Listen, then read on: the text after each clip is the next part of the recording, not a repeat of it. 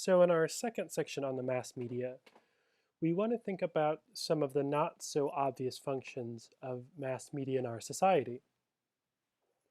In particular, we're going to look at the latent or hidden functions of media and think about how media can operate as a mechanism of social control, of controlling people in society. This is a big concern today with upcoming elections, as well as trying to get good information to people during a crisis. So we've looked at the manifest functions or the obvious functions of media as communication, entertainment, and as information, informing us and educating us. But what are some of the less obvious functions? Well, one thing is it serves as a method of transmitting norms in society. Seinfeld, a very popular sitcom from the 1990s, has famously been called a show about nothing. In every episode, there's just a setup around some everyday item, eating soup, shaking hands at a party, that becomes the entire object of the show. Part of what these mass media do, movies, television, social media, is transmit norms.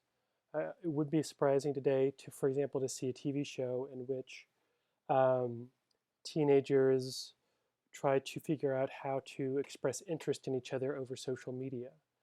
And they said, oh, they just text messaged me out of the blue, and all their friends tell them, oh no, that's way too thirsty. What they're doing is they're transmitting norms around this new, medium of communication. So media also serves to socialize us. We learn our culture, we learn language, we learn values around individualism in our society. We learn the appropriate behaviors for gender. We see the boys in the ads for toys are often blowing things up or racing cars, and girls are baking in toy ovens. These are all communicating to us gender roles in society. We learned norms and rules around sexuality through the media, how to behave, who it's okay to desire. Another really important function in a capitalist society like ours is that media help us consume and really help businesses encourage us to consume. This is ever more the case with targeted advertising on your social media. If you've logged into Facebook right after buying something, you might have noticed an ad for that very thing, which is kind of a silly strategy.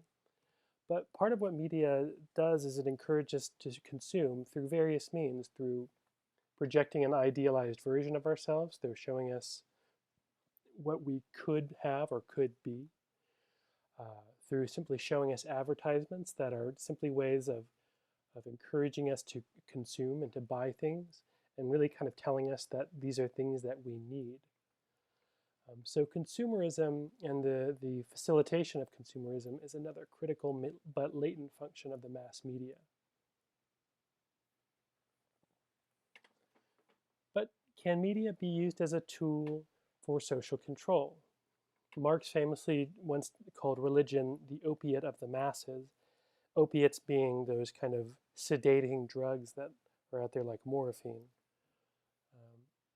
Does social media act in this way? Does it serve to control and regulate our behavior?